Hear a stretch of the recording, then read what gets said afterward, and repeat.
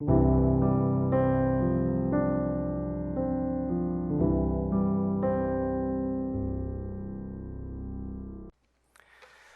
할렐루야. 네, 은혜와 평강이 주 여러분들과 함께 있기를 주님의 이름으로 축복해 드립니다. 미사리에서 왔어요. 시골이죠. 혹시 미사리 오신 분들 계시나요? 와보신 적 있으신 분? 나이 드신 분들은 미사리 카페 많이 오셨을 줄 압니다. 우리 목사님께로부터 여러분들은 그동안 쭉 쌀밥을 드셨는데 오늘 이 시간에는 아마 보리밥을 좀 드셔야 될 것 같습니다. 잘 소화해낼 수 있기를 바라겠습니다. 오늘 말씀 보면 누가 구원을 얻을 수 있는가, 아니면 어떤 사람이 구원을 얻을 만한 그러한 자격이 있는가, 얼마나 큰 일을 해야 되고 얼마나 위대한 일, 또 얼마나 선한 일을 해야 구원을 얻을 수 있는가, 영생을 어떻게 얻은지, 또 영생을 얻고 구원받은 사람은 어떻게 살아야 되는지, 그리고 주님을 따른다라고 하는 그 삶이 어떤 삶인지에 대해서 오늘 말씀 우리에게 충분히 말씀을 하고 있습니다. 어느 날 어떤 사람이 예수님께 와서 무릎을 꿇고 질문을 합니다. 근데 길에서 무릎을 꿇었다라고 말씀해요. 여러분, 이 사람에 대한 소개는 마태복음이나 누가복음에도 충분히 보도가 되고 있고, 또 오늘 마가복음에서는 그는 부자이고 그리고 한 사람이었다라고 말씀합니다. 또 마태복음이나 누가복음을 병행해서 읽다 보니까 그는 부자이고 간원이고 그리고 젊은이였다라고 말씀합니다. 젊은데 부자입니다. 젊은데 벼슬아치입니다. 여러분, 이런 사람이 주님 앞에 무릎을 꿇었다라는 거예요. 예수님도 젊습니다. 33은 되지 않았겠고 많아야 33입니다. 그런 예수님 앞에 무릎을 꿇고 평소에 자신이 궁금하게 생각하고 또 근심해왔던 것을 예수님 앞에 질문을 하는 거예요. 여러분, 이런 걸 볼 때 이 청년은 대단히 겸손하고 그리고 훌륭한 인격의 소유자였다라는 것을 알 수 있는데, 그 질문의 내용이 그렇습니다. 선한 선생님이요, 내가 무엇을 해야 영생을 얻을 수 있습니까? 이렇게 묻습니다. 그런데 보니까 예수님을 향하여서 선한 선생님 이렇게 호칭을 냈습니다. 여러분, 베드로가 마태복음 16장 16절 말씀에서 우리 주님을 이야기할 때 주는 그리스도시요 살아계신 하나님의 아들입니다, 이렇게 고백을 했는데, 그 말씀과 비교해 볼 때 이 젊은이는 예수님을 위대한 사람, 돌을 깨우친 사람, 요즘식으로 이야기하면 4대 성인 중에 한 사람, 이 정도로 생각을 했던 것 같습니다. 그래서 자기는 열심히 산다고 살아왔는데 확신할 수 없는 그 영생의 문제, 그 구원의 문제를 물어서, 그래서 저분은 나보다 더 수준이 높고 나보다 깨달음이 많은 분, 이렇게 생각하고 제자와 같은 그 마음으로 무릎을 꿇고 예수님께 묻고 있는 것을 보게 됩니다. 내가 무엇을 해야, 무슨 선한 일을 해야 영생을 얻을 수 있습니까? 저는 이 젊은이는 무엇보다 훌륭한 일, 선한 일, 하나님을 감동시킬 만한 그런 일을 잘해야 영생을 얻을 수 있다, 이렇게 생각을 했던 것 같습니다. 여기에 대해서 우리 주님의 답변이 뭡니까? 오늘 18절의 말씀 보니까 그런 말씀하고 있습니다. 내가 어찌 나를 선하다 일컫느냐? 하나님 한 분 외에는 선한 이가 없다라고 말씀해요. 예수님께서 선한 선생님이라고 부르는 그 젊은이에게 내가 어찌하여서 나를 선하다고 하느냐, 그 말씀을 하십니다. 그러면 언뜻 보기에 예수님이 선하지 않는다라는 그런 이야기입니까? 여러분, 왜 너는 나를 선하다고 하느냐, 나는 선하지 않아, 나 죄가 많아, 그런 이야기일까요? 여러분, 예수님은 선한 분이에요.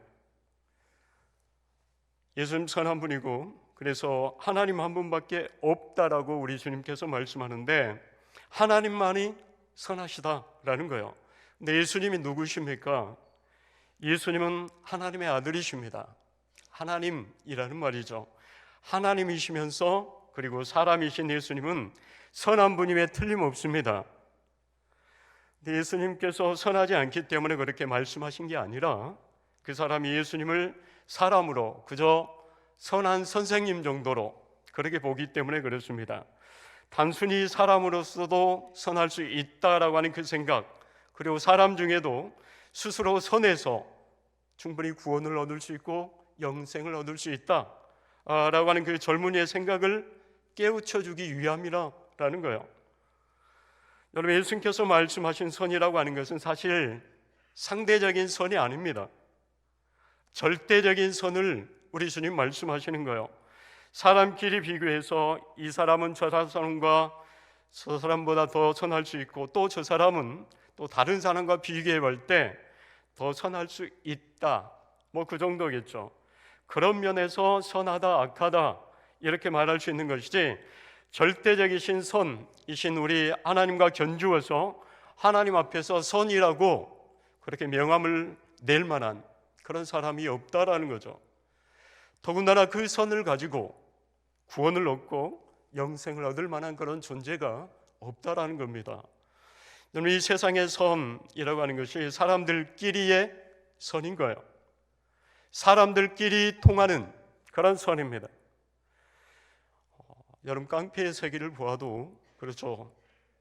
좀 더 못된 깡패가 있고 좀 더 착한 그런 깡패가 있습니다. 그런데 그래봤자 깡패예요. 여러분, 사람 사이에 착한 사람, 선한 사람이지 그 상대적인 선을 가지고 절대적이신 선이신 하나님 앞에 당신과 나는 동등이요, 그러니 당신이 누리는 그 영생 나도 누려야겠소, 그렇게 말할 사람이 한 사람도 없다라는 겁니다. 자, 그래서 17절 대답에 이제 우리 주님이 직접 대답을 하시는데 그 19절에 그런 말씀하십니다.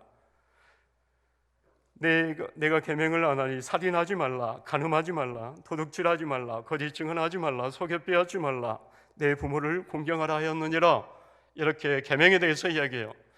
여러분, 예수님이 계명에 대해서 말씀할 때 사람과 하나님 사이의 계명을 이야기하는 거 아니고 사람과 사람 사이의 계명에 대해서 그렇게 거론을 하십니다.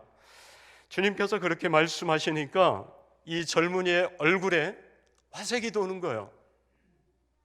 내가 어려서부터 그것을 잘 지켜냈습니다 라는 거예요.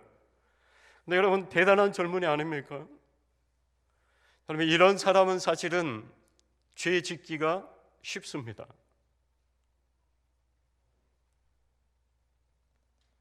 더 죄를 짓고 싶은데 돈이 없어서 죄를 못 짓는 사람도 있어요. 돈은 있는데 내가 늙어서 죄를 못 짓는 그런 사람도 있습니다. 이 사람은 부자이고 관원이고 거기에다 젊습니다. 그러면서 그가 계명을 지켰다라는 거예요. 여러분, 이 사람은 경건하게 살려고, 의미 있는 삶을 살려고 구도자의 어떤 자세를 가지고 지금까지 쭉 살아왔음에 틀림없어요. 인생을 내 기분 내킨 대로 대강대강 함부로 살지 아니하고 스스로를 밧줄로 동여매면서 절제하면서 노력하면서 그렇게 살았던 사람이에요. 근데 이 젊은이는 스스로를 속이고 있습니다. 자신이 계명을 틀림없이 지켰다라고 그 양심은 말하고 있는데 알고 보니까 속은 거예요. 왜 그렇습니까? 계명의 핵심이 뭡니까? 내 이웃을 내 몸과 같이 사랑하라 하셨는데 그 이웃을 사랑하기 때문에 살인하지 아니하고, 이웃을 사랑하기 때문에 도둑질하지 아니하고 간음하지 않는다라는 겁니다. 그런데 아무리 조목조목 계명을 지켰다 할지라도 이웃을 사랑하라라고 하는 그 계명의 핵심을 벗어나서 계명을 지켰다라고 하니까 틀림없이 계명을 지키지를 못했다라는 거예요. 우리 예수님께서 전날에 설명을 합니다. 살인하지 말라. 네. 칼을 가지고 다른 사람을 직접 죽인 적은 없습니다. 그렇지만 형제에게 욕하고 저주하는 것을 살인하였다라고 그렇게 말씀했습니다. 간음하지 말라라고 말씀했는데 배우자를 떠나서 구체적인 어떤 못된 짓을 한 적이 없습니다. 근데 지나가는 사람에게 음욕을 품는 것, 이걸 간음이라 우리 주님이 말씀하세요. 도둑질하지 말라 말씀했습니다. 남의 지갑을 훔친 적이 없고 담을 넘어가서 물건을 훔친 적이 없습니다. 그런 적은 없지만 가령 거래처에 나가서 해야 할 일이 한 4시간쯤 그렇게 걸릴 줄 알았는데 30분 만에 다 맞춰버렸어요. 그러면 어떻게 해야 됩니까? 회사에 복귀해야 됩니다. 그런데 시간이 좀 있어서 영화 한 프로 보고 갑니다. 이게 도둑질이라는 거예요. 여러분, 성경에서 말하고 있는 근본 자체는 사람과 사람 사이의 관계의 계명에 있어서 내 이웃을 내 몸과 같이 사랑하라, 그 동기에서 진행이 되어야 된다라는 것을 말씀하고 있는 겁니다. 여러분, 주님이 그렇게 지적을 해주니까 21절에 뭐랍니까? 내가 내게 아직 한 가지 부족한 것이 있으니 가서 내게 있는 모든 것을 팔아 가난한 자들에게 주고 그리하면 하늘에서 보화가 내게 있으리라. 그리고 와서 나를 따르라 라고 말씀합니다. 이 청년은 자신이 율법을 지킨다고 지켰지만 지키지 못한 것이라는 거죠. 그것을 가르쳐주기 위해서 이 청년에게 오히려 부족한 것이 있는데 재물을 가난한 사람에게 나눠주고 그리고 나서 너는 나를 따르라, 이렇게 말씀하고 있습니다. 여러분, 우리 주님께서 다른 어떤 사람에게 이런 말씀을 하신 적이 있습니까? 사도행전의 말씀 보니까 주 예수를 믿으라, 그리하면 너와 내 집이 구원을 얻으리라, 이렇게 말씀하셨지, 내 가진 모든 재산을 팔아서 가난한 사람들에게 나 나눠주고 나를 쫓으라, 이렇게 말씀하시지 않았습니다. 근데 왜 예수님이 이렇게 지금 말씀하고 계십니까? 이 청년이 계명을 다 지켰다고 그렇게 자신하고 있기 때문에 그렇습니다. 우리 예수님 말씀하죠. 내가 사람과 사람 사이의 계명을 모두 다 지켰다면, 내 이웃을 내 몸과 같이 사랑하라, 이 계명을 지켰다면, 내가 그렇다면 한번 봐라.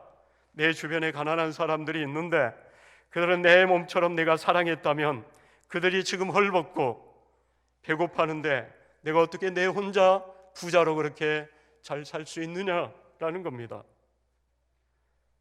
그것을 가난한 사람들에게 다 나눠주고 그리고 나를 따르는 게 마땅하다, 이렇게 말씀해요. 여기에 대한 청년의 반응이 뭐예요? 오늘 22절의 말씀 보니까 슬픈 기색을 하고 근심하면서 돌아갔다라고 말씀합니다. 여러분, 이 젊은이는 아주 똑똑한 젊은이입니다. 많이 배운 사람이에요. 예수님의 지적을 못 알아듣는 그런 바보가 아닙니다. 주의 말씀에 대해서 아닙니다, 제 계명을 충분히 지켜냈습니다, 이렇게 하질 못했습니다. 변론하지를 못해요.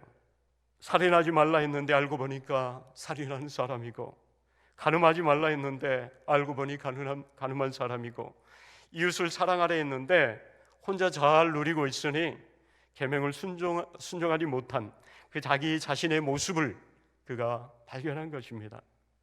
그래서 이 청년은 슬픈 기색을 띠고 있는 거죠.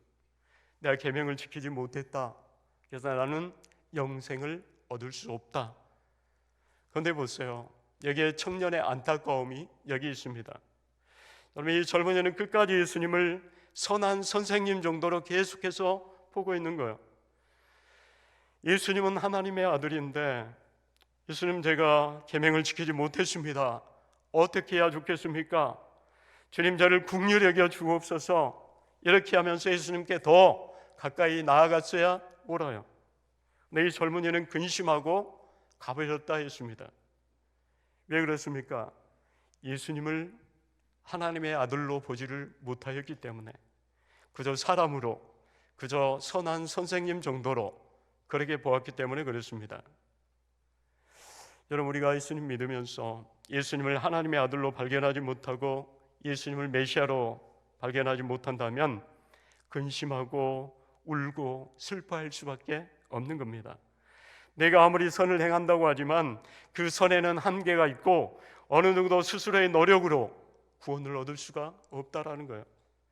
그래서 그 젊은이의 뒷모습을 보고 예수님께서 제자들에게 그런 말씀합니다. 부자가 천국에 들어가는 것이 어렵다라고 말씀해요. 이게 무슨 말입니까? 하면서 제자들이 놀라요. 오늘 24절 25절 보니까 제자들이 놀랐다 했습니다. 제자들이 놀라니까 예수님께서 못 박아서 말씀할 때 부자가 천국에 들어가는 것이 낙타가 바늘길로 통과하는 것보다 어렵다라고 못 박아서 말씀합니다. 여러분, 짐승들 중에서 가장 큰 짐승이 바로 낙타 아닙니까? 소보다 크고 말보다도 훨씬 더 큽니다. 그런데 그 낙타가 바늘길로 통과하는 것이 부자가 천국에 들어가는 것보다 쉽다라고 그렇게 말씀해요. 부자가 천국에 들어갈 수 없다, 이런 선언과 같습니다. 그러니까 제자들이 너무너무 놀란 거예요. 왜 제자들이 놀랍습니까? 여러분, 제자들 생각에 유대사에서 부자는 천국의 1순위로 그렇게 생각합니다. 부자가 천국에 들어가기 쉽지 않다라고 한다면 우리나라 같이 유교 문화권에 있는, 그래서 청빈 사상을 가지고 있는 나라에는 어느 정도는 이해를 합니다. 그럴 수 있겠다. 그럴 수 있겠다는데, 그런데 여러분, 유대사에서 부자는 축복받는 사람이고 하나님의 사랑을 가장 많이 받은 사람들이에요. 아브라함도 부자이고 이삭도 부자이고 야곱도 부자이고 솔로몬도 부자이고 제사장들도 부자입니다. 그래서 부자는 하나님의 사랑을 많이 받고 하나님의 축복을 많이 받는 사람, 이렇게 기억하고 있는 거죠. 근데 그런 부자도 못 가는 천국을 우리 같은 사람이 어떻게 가겠는가 해서 지금 놀라고 있는 겁니다.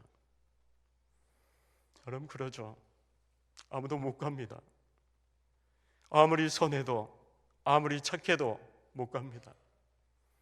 오늘 교사 헌신 예배를 드리는데 우리 교사 선생님들이 제가 교회 학교 다닐 때 불렀던 그런 찬송이 있는데, 돈으로도 못 가요 하나님 나라, 힘으로도 못 가요 하나님 나라, 거듭나면 가는 나라 하나님 나라, 믿음으로 가는 나라 하나님 나라. 그런 찬송 지금도 하나요? 안 할 것 같아요.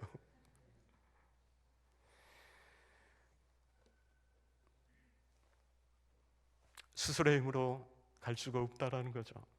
여러분, 이것이 오늘 성경의 중요한 핵심인데, 그러면 누가 갈 수 있느냐? 오늘 27절에 그런 말씀합니다. 사람으로는 할 수 없으되 하나님으로는 할 수 있느니라 말씀해요. 사람으로는 도저히 불가능하지만 하나님의 은혜로는 가능하다라는 거예요.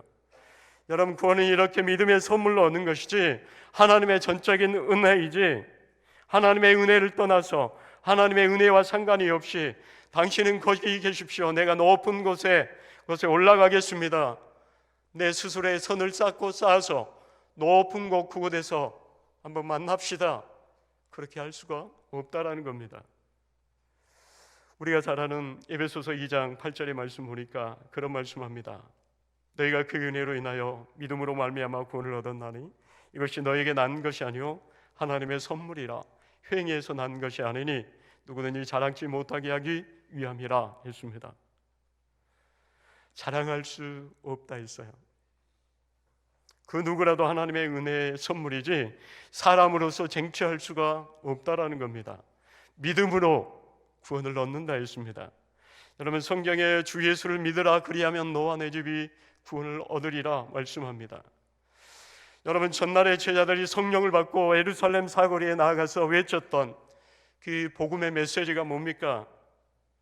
예수님께서 십자가에 달릴 때 벌벌 떨던 그 제자들이 성령을 받고 거리에 나아가서 외쳤던 그 복음의 메시지는, 예루살렘 사람들아, 너희가 십자가에 죽인 예수, 그가 부활했는데 하나님께서 그를 우리의 주로, 우리의 그리스도로 세우셨고 다른 이로서는 구원을 얻을 만한 다른 이름을 주신 적이 없나니, 천하 인간의 구원을 얻을 만한 다른 이름을 우리에게 주신 일이 없느니라.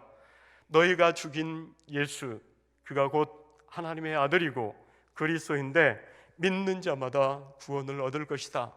이렇게 불을 토하듯이 그렇게 외칠 수 있었던 그 이유는 뭡니까? 그것이 사실이기 때문에 그렇습니다. 여러분, 요한복음 20장 31절의 말씀 보면 성경을 왜 기록했는가, 그 기록 목적에 대해서 말씀합니다. 오직 이것을 기록함은 너희로 예수께서 하나님의 아들 그리스도이심을 믿게 하려 하심이라. 또 너희를 믿고 그 이름을 힘입어 생명을 얻게 하려 하심이라 했습니다. 여러분, 성경을 기록한 목적은 성경 속에서 우리의 삶에 어떤 교훈을 좀 받고자 하는 게 아닙니다. 삶의 지혜를 좀 얻고자 함도 아닙니다. 예수 그리스도를 하나님의 아들로 믿어서 영생을 얻게 하려 하심이라 했습니다. 성경을 여러분 읽으면서 예수 그리스도를 믿을 수 없다면 성경을 읽은 거 아닙니다. 성경을 읽으면서 도덕적인 법칙은 발견했지만 예수 그리스도를 만나지 못했다면 성경을 읽은 게 아닙니다. 성경을 읽은 이유는 성경 안에서 예수 그리스도를 만나고 그분을 믿어서 영생을 얻기 위함이라 분명하게 우리에게 말씀하고 있습니다. 예수님께서 요한복음 11장 14절에 나는 부활이요 생명이니 나를 믿는 자는 죽어도 살겠고 무릇 살아서 나를 믿는 자는 영원히 죽지 아니하리니 이것을 믿느냐 했습니다. 이것을 믿느냐. 누가 구원을 얻을 수 있습니까? 제 힘으로 안 됩니다. 저는 선하지 못합니다. 악합니다. 제가 선을 행한다고 하지만 그 선에도 악이 있고 내가 구제한다고 하지만은 거기에도 나의 악함이 있습니다. 저는 선할 수 없습니다. 살인하지 말라 라고 하는 그 계명조차도 지킬 수 없는 연약한 존재입니다. 탄식하는 그를 향하여서 선물로 우리 주님께서 은혜로 주시는 겁니다. 그 구원의 은혜가 우리에게 온전히 임할 수 있기를 원합니다. 여러분, 예수 믿는 사람은 어떤 삶을 살아야 되는가에 대해서 쭉 말씀할 때 오늘 28절의 말씀 보니까 베드로가 여짜오되 보소서 우리가 모든 것을 버리고 주를 따랐다라고 했습니다. 베드로가 주님 우리가 모든 것을 버리고 주님을 따랐습니다. 여러분, 베드로는 주님을 위해서 복음을 위해서 가족을 떠났습니다. 장가간 사람이에요. 아내도 있고 자식도 있습니다.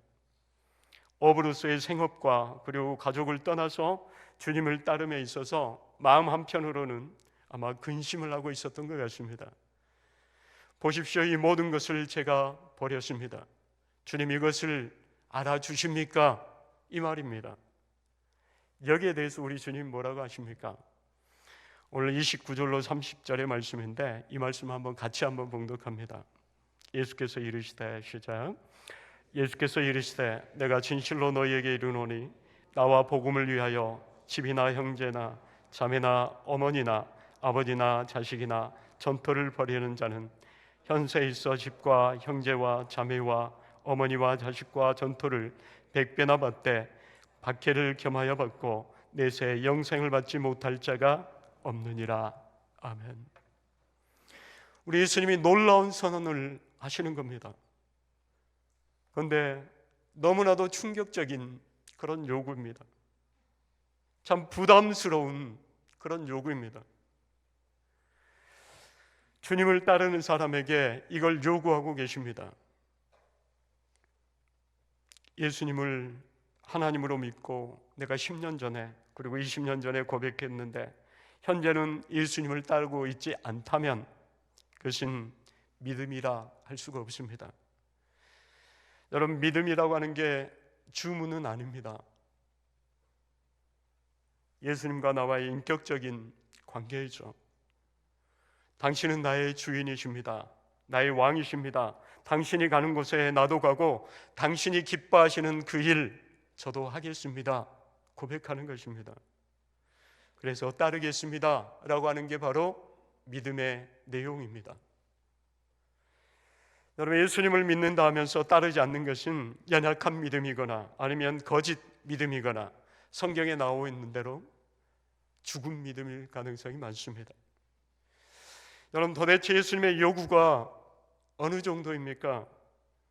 전날에 예수님은 나를 아비나 어머니보다 더 사랑하는 자는 내게 합당치 않다라고 그 말씀을 하십니다.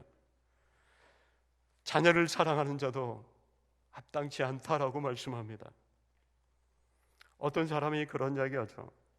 우리 부친을 장사한 이후에 주님을 따르겠습니다. 예수님께서 뭐라고 합니까? 죽은 자를 장사하게 하고 너는 나를 쫓으라. 아주 모진 말씀을 하십니다. 어떤 사람이 이야기합니다. 따르긴 따르는데 집에 가서 가족들에게 작별 인사하고 와서 주님을 따르겠습니다. 이야기합니다. 근데 예수님 뭐라고 해요? 손에 쟁기를 잡고 뒤를 돌아보는 자는 내게 합당치 않다라고 말씀합니다. 너무나도 모질게 말씀하십니다. 너무하신 것 같습니다. 우리에게 요구하시는 게 너무나도 지나친 것 같습니다. 우리가 볼 때 끝도 없는 그런 요구인 것 같습니다. 여러분, 예수님께서 우리에게 요구하신 것은 당신을 최고의 가치로 여겨달라라는 거예요. 그분의 요구는 당신을 최고의 우선순위로 두라라는 것입니다. 상대적으로 좀 귀하게 여기고 상대적으로 더 사랑해달라, 그런 이야기가 아닙니다. 절대적으로 사랑해주라라는 거예요. 예수님을 100% 사랑합니다. 아들 80% 사랑합니다. 재물 60% 정도 사랑합니다. 이것도 아니라라는 거예요. 예수님께서 말씀하신 우도는 다른 것과 비교도 안 될 만큼 사랑하라라는 겁니다. 우선 가치를 두는 것에 갈등의 여지 없이 사랑하라라는 거예요. 여러분, 소위 세상에 어떤 사람이 있어, 어떤 선생님이 있어, 어떤 성인이 있어 이런 이야기를 한 적이 있습니까? 소크라테스가 이런 이야기 했습니까? 공자가 이런 이야기 했습니까? 석가모니가 그랬습니까? 자기의 부모보다, 자식보다 더 사랑하라, 이렇게 말씀하신 분이 있느냐라는 거예요. 근데 예수님은 그렇게 하라라고 말씀합니다. 왜 그럴까요? 그것은 자신이 있기 때문에 그렇습니다. 왜요? 하나님의 아들이요 하나님이시기 때문에 그렇습니다. 예수님 때문에, 복음 때문에 버린다고 버렸는데 버려진 게 아니라라는 말씀입니다. 내가 예수님을 위해서 버린 줄 알았는데 100배나 그렇게 해서 돌아오게 하실 수 있는 그런 분이기 때문에 그렇습니다. 여러분, 우리 주님은 뒷감당 못할 것을 우리에게 요구하시는 게 아닙니다. 책임질 수 있기 때문에 버리라고 말씀하고, 책임질 수 있기 때문에 포기하라 라고 말씀하는 것입니다. 나를 위해서 죽으라 라고 말씀해요. 왜요? 살릴 수 있기 때문에 그렇습니다. 내가 죽도록 충성하라. 그 뒤에가 뭡니까? 그리하면 생명의 면류관을 주리라 했습니다. 내가 죽으면 살려주겠다라는 거죠. 책임져 주시겠다라는 겁니다. 나를 위해서 충성하라. 그 충성 보장할 수 있기 때문에, 책임질 수 있기 때문에 그 말씀을 하고 계시는 겁니다. 여러분, 우리 주님은 사람이 만든 신이 아닙니다. 사람이 만든 신을 위해서 십자가에 못 박고 불타 죽었겠습니까? 자신들이 만든 신을 위해서 도끼에 맞아 죽었겠습니까? 아니죠, 여러분. 우리 예수님은 모조품 신이 아닙니다. 지금도 살아계셔서 역사하고 계신 분입니다. 여러분, 그분을 따르기 위해서 내려놓고 포기하고 그분을 최고의 가치로 여기고 따라갔더니 그 슬픔이 슬픔으로 끝나지 아니하고 고통이 고통으로 끝나지 아니하더라라는 말씀이에요. 이 비밀, 이 신비를 아느냐, 지금 묻고 계시는 겁니다. 많은 사람들이 예수님을 따르는 삶이 참으로 고된 그런 삶이 될 거라고 지레짐작합니다. 허리띠 질끈 동여매고 가시밭길 가면서 풍랑이는 바다를 힘없이 노져가는 고통의 길로 그렇게 여깁니다. 근데 여러분, 아니에요. 우리 주님을 따를 때 물론 가시밭길도 있습니다. 그러나 우리 주님이 우리를 업고 가십니다. 주님을 위해서 또 복음을 위해서 따라갈 때 홍해도 만납니다. 그 홍해 우리 주님이 갈라놓으십니다. 주님을 위해서 또 복음을 위해서 위하는 길이 복된 길이고 또 모든 것을 버린 것 같지만 얻는 길임을 여러분 믿으시길 바랍니다. 어떤 청년이 교회를 다니는데 아버지와의 갈등이 있습니다. 아버지가 영 못마땅하게 생각하는 것은 기독교는 보니까 제사를 지내지 않습니다. 그래서 이 종교로 생각하기도 싫다라는 거예요. 네가 교회를 계속 다니면 부자의 연을 끊겠다 합니다. 아들은 효자입니다. 마음속으로 아버지가 돌아가시면 다녀야겠다 생각하고 아버지를 잃지 않기 위하여서 아버지의 뜻대로 교회 다니지를 않았습니다. 그리고 세월이 흘러 아버지가 돌아가시고 다시 교회에 나아갑니다. 아버지는 믿음이 없이 그저 주님과 상관이 없는 그런 길을 가는 것입니다. 아버지를 잃지 않기 위하여서 아버지의 뜻을 따랐는데 그 청년은 아버지를 영원히 잃어버린 것입니다. 비슷한 예로 한 자매가 있는데 이 자매는 교회에 다닌다고 매를 맞고 머리채도 그렇게 잡히고 성경책도 다 찢겨집니다. 근데 그 핍박 속에 그 어려움 속에서도 교회를 다녀요. 아버지 저 용서해 주세요. 저 교회에 가야 됩니다. 그리고 제발 예수님 믿으십시오. 계속해서 이야기를 해요. 그렇게 세월이 흘러 사랑하는 딸이 믿는 예수님을 부모님도 영접합니다. 그 딸은 부모님을 버린 게 아니라 영원히 얻은 것입니다. 여러분, 이것이 바로 오늘 말씀의 신비입니다. 자녀의 문제도 재물의 문제도 이와 같습니다. 주님을 위해서 복음을 위해서 살아가는데 먹고 사는 것 때문에 자식 때문에 말씀대로 산다라고 하는 게 쉽지 않잖아요. 어쩔 수 없는 것 주님 아시잖아요. 이 세상 만만치 않은 것 주님 아시잖아요. 하면서 내가 이 핑계 저 핑계 대면서 내가 잡고 있는 것을 계속해서 붙잡고 있습니다. 안 놓습니다. 끝까지 붙잡고 있습니다. 그런데 여러분, 내가 붙잡고 있는 것을 내가 영원히 누리지를 못합니다. 재물도 내가 죽을 때 놓아야 됩니다. 내가 붙잡아서 내 자식을 내가 원하는 모습으로 키우고 싶은데 내 자식도 내 마음대로 할 수 없습니다. 그 어느 것 하나라도 내 마음대로 할 수가 없습니다. 키 한 자라도 더 할 수 없고 검은 머리를 희게 할 수도 없습니다.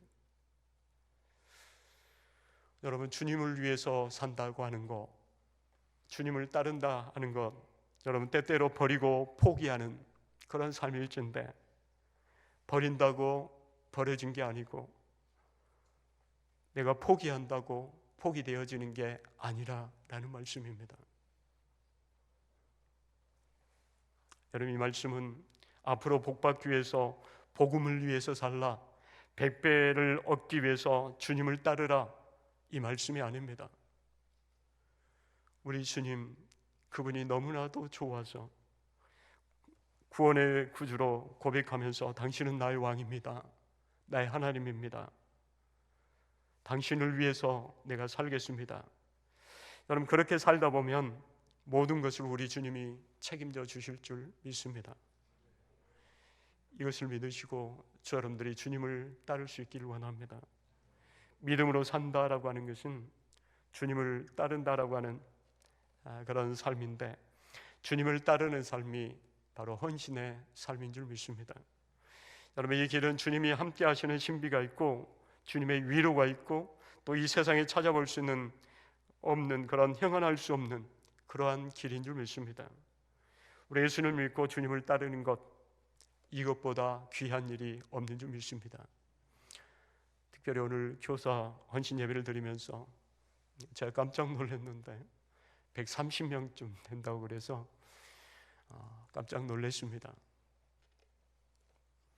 130명 되시는 여러분들이, 교사 선생님들이 예수님을 따르다 보면 뒤에 따르는 어린이들과 그리고 학생들이 주님을 닮아갈 줄 믿습니다. 주님을 따름이 바로 닮아가는 그런 모습입니다. 그렇게 함으로 인해서 우리 충신교회가 다음 세대에 큰 힘을 받을 수 있는 좋은 기회가 될 수 있기를 주님의 이름으로 축복해 드립니다. 고마우신 우리 아버지 하나님, 그렇습니다.